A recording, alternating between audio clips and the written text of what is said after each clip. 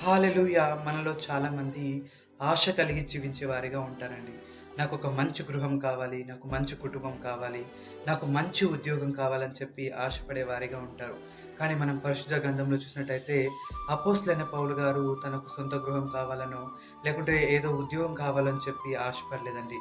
తాను క్రీస్తు నామం ఎరగని చోట్ల నేను దేవుని సువార్త ప్రకటించాలని చెప్పి, అదేవిధంగా నేను మేలైనది చేయాలని చెప్పి, నేను చనిపోయినా గానీ క్రీస్తుతో కూడా ఉండాలని చెప్పి, అదేవిధంగా నా రక్త సంబంధులు, నా కుటుంబీకులు, నా దేశం మొత్తం రక్షించబడాలని, అదేవిధంగా అంటే దేవుని పని మీద ఎంతో ఆశ కలిగి జీవించిన వ్యక్తిగా మనం చూస్తామండి.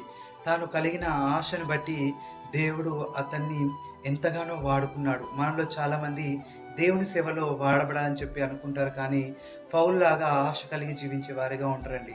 అందుకే మనము దేవుని సేవలో వాడబడలేకపోతున్నాం.